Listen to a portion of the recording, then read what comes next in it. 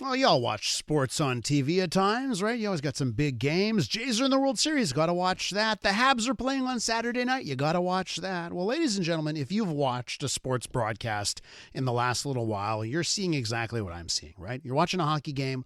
Along the boards, there's ad after ad for sports gambling apps and websites. There's ads also on the ice. They go to commercial break, more ads for sports gambling. They head back to studio, and there's a guy standing in front of a board showing you the latest odds so you can bet even more on sports gambling apps. Well, more and more people are growing tired of it, and over 40 Canadian senators say they're in favor of banning advertising on sports betting. A couple of those senators, Senator Percy Downe and Senator Mary Deakin, have sent a letter to the federal government. They're demanding that these ads be banned, ads for sports gambling. Let's go to Senator Percy Downe. He's with us. Senator Downe, welcome to the show.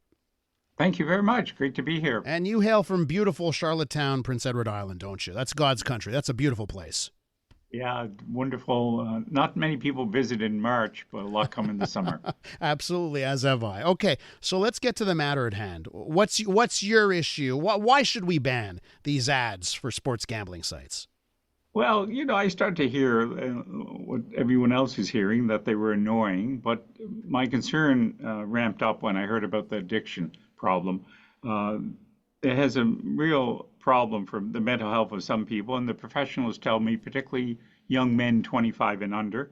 And then we have the additional problem of corruption in sports. You're reading about that and hearing about it on your media all the time. About a couple of weeks ago, we had 2 baseball pitchers in the United States charged. We had soccer officials, over 100 in Turkey. But we don't have to look outside Canada. We had the situation a year ago where a Toronto Raptor basketball player was alleged to have leaked information to a gambler, and that he would not make 3 3-point baskets in that particular game.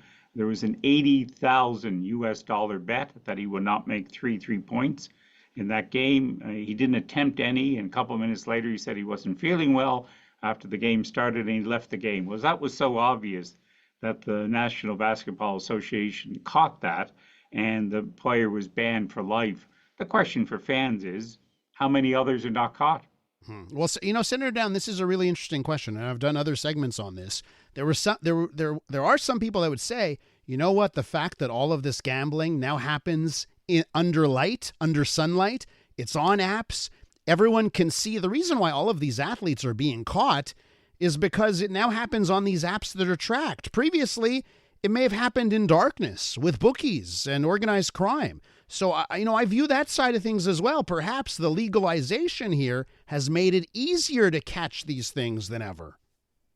Well, the flip side of that, of course, is that the volume and the amount of the money has increased so much because of sports betting ads that it's so significant. Millions and millions of dollars are available to be won. So the question becomes, are we seeing more of it? Are people getting caught? Or will people just go more underground to hide how they're making bets, including players?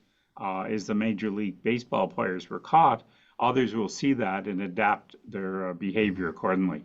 Now, of course, off the top, you mentioned people have been telling you that they were annoying. Of course, annoying is not illegal. Boy, if annoying things were illegal, what a different country we would have, right? But I want to get into the effects, the actual effects of sports gambling. Do we have any data about the effect on public health that these apps are having? Yeah, they absolutely. In fact, I just got a document this morning from a mental health association about the impact it's having. And I'm hearing from professionals, and as I mentioned off the top, particularly young men 25 and under are being severely impacted. When you watch these sporting events now, you almost feel like you should be participating. The ads are appealing. They look like a lot of fun. They're very high end. There's glamorous settings and background, beautiful people. I want to join that. I want to make, $100 and so on, or whatever it is. But the reality is, a slogan, give us your money and you'll likely never see it again, is not much of a marketing slogan. So they have to jazz the ads up and to make them as appealing as possible. So we have reports of people who used to watch sports who can no longer watch it because of the trigger that it causes them. They feel, they have lost that enjoyment, and it's a problem. I've heard today from Michael Cooper, who's Vice President, Data and Partnership of Mental Health Research Canada. They've just sent me a study in the last hour about the impact of mental health. So it's a problem, and there's no need of it. So I understand that. We're with Senator Percy Downe. We're talking about sports gambling. I absolutely understand that side of things. But, some people would say, well, listen, you allow beer ads. Like, watch a beer ad. Life is so amazing if you watch a beer ad. We allow that. And most people are able to watch a game, and they'll put $5 or $10 on the game. It adds to their enjoyment in the same way that someone would say, well, I just cracked open 1 or 2 beers during the game. Same thing, $10, that's what it is. What do you say to that? That this is just someone's enjoyment. It's legal. It's better than going to these gray market illegal stuff that we had in the past that will exist even if you were to ban this stuff. What do you say to that? Well, the what I would say to that is that you can still do that if we eliminate the ads. Mm-hmm. You can still bet on anything. We've always had gambling in Canada. Bingo, lottery tickets, making bets at the racetrack. Even betting on sporting games. The difference now, of course, as you well know, is instead of betting on who will win the game, if the Montreal Canadiens will win tomorrow night or not, you now bet on what's going to happen 2 minutes into the game, 5 minutes into the game. Yeah. Under and over. It goes on and on and on. It's beyond the pale. All of these prop bets, right, as they call it, on just little portions of the game. Now, I have to make this, because this is a radio interview, I got to make this subject even more trickier for you, for politicians.